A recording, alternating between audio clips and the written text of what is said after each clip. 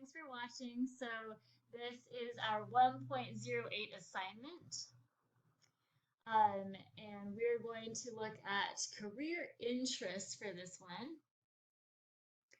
So there's something called the Holland Codes, and John Holland classified 6 career categories. Most people have 2 or 3 categories with which they closely identify. So here are the different types. We have realistic, investigative, artistic, social, enterprising, and conventional. And I'll go ahead and describe what each one of these is. So we have this system where we can classify jobs into job categories, interest clusters, or work personality environments. In the Holland model, these categories represent work personalities. So realistic, we have they're assertive and competitive. They're interested in activities requiring motor coordination, skill, and strength here. They prefer to work through a problem by doing something rather than talking about it, sitting and thinking about it. They like concrete approaches to problems rather than abstract theory. They tend to be interested in scientific or mechanical approach, rather than cultural and aesthetic areas. And they like to work with things. If you are investigative, you like to think and observe rather than act. To organize and understand information rather than to persuade. They tend to prefer individual rather than people-oriented activities, and they like to work with data. We have artistic people. This one's kind of self-explanatory. They're very creative, open, inventive, original, perceptive, sensitive, independent. Whoa, sorry, I did not mean to cross that out. And emotional. They do not like structure and rules. They like tasks involving people or physical skills and are more likely to express their emotions than others. They like to think, organize, and understand artistic and cultural areas, and they like working with ideas and things. Social people seem to satisfy their needs in teaching or helping others. They are different than R&I types, realistic and investigative types, because they are drawn more to see close relationships with other people and are less apt to want to be really intellectual or physical. They like working with people. Enterprising people, they're very good talkers and they use the skill to lead or persuade other people. They also value reputation, power, money, and status, and will usually go after it. They like working with people and data. Conventional people like rules and regulations and emphasize self-control. They like structure and order and dislike unstructured or unclear work and interpersonal situations. They place value on reputation, power, or status. They like to work with data.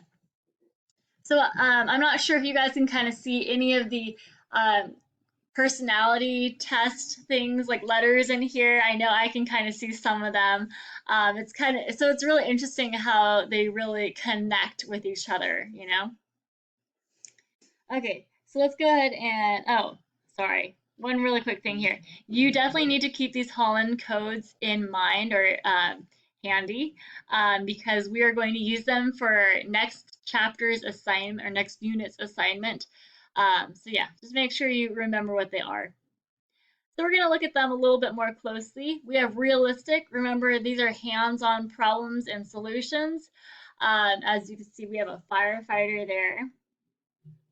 Investigative. Remember, this is working with ideas, figuring out the solution, lots of thinking involved, searching for facts. Artistic, you have a photographer, you know.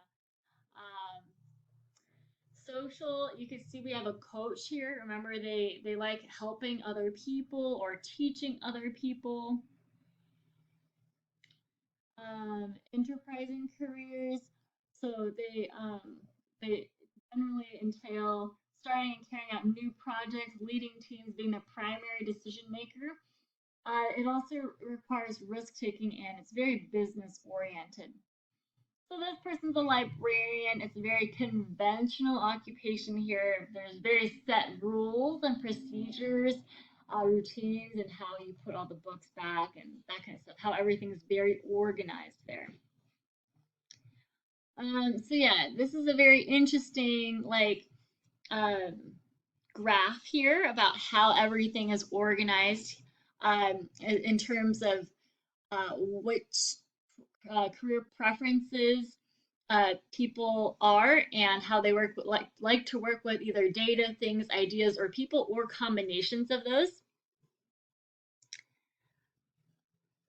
So this is a link to the assessment, and let's see, and you can see that in the directions as well.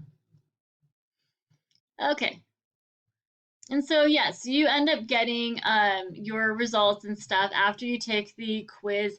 It's not super long. It's just a bunch of things that you like check off and stuff. It takes, I think it took me less than 5 minutes to do. I got like SRC or SCR, which is pretty much the same thing. Um, yeah, so what you're doing here is you're talking about the careers that they brought up because they bring up like this huge list of careers.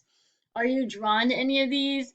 Do they seem appealing to you? I mean, maybe there's some that you thought like you never really thought of before, but now they kind of seem appealing. Would you disagree with any of them? Are these career interests reflected in any of the things that you do now? So for me, when I was in high school, like I already knew I wanted to be a teacher. Okay, so what I would say is I wouldn't actually list out all the careers because there's just a lot of them. Unless you really want to copy and paste all of them and show me, I would just highlight a few of them.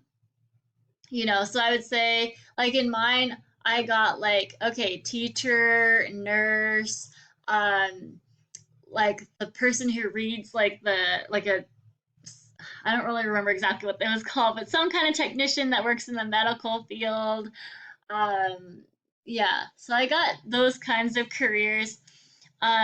Yes, I was drawn to, I was definitely drawn to teaching. It's what I've always wanted to do. Yeah, this one, it did list the nurse one. Well, it listed like physical therapist, and that's something that when I was in high school, I had never thought of before at all. But it is pretty appealing. Like in college, I kind of thought about it later, like, oh, that would have been kind of cool to do.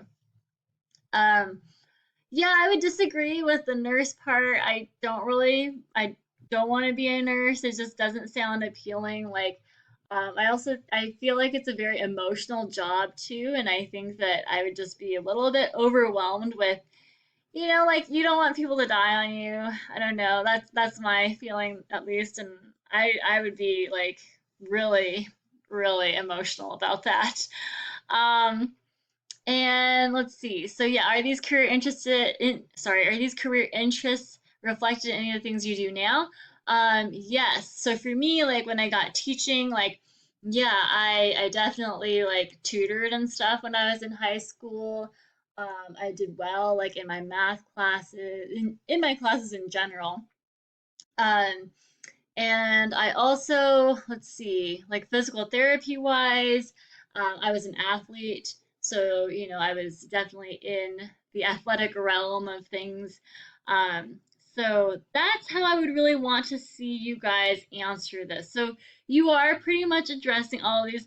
You don't like, if there's one question you don't need to address as much, it's this one because you're kind of talking about those like over here. So maybe not so much that first question, but these three definitely. And then making sure you talk about like, the things that you are currently doing that are kind of working you towards any of those um, particular jobs. Okay.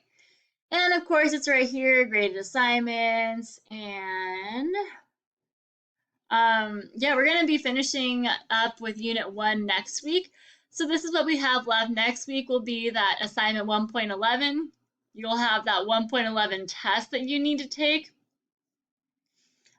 Excuse me. So yeah, make sure you're reading your daily lessons to prepare.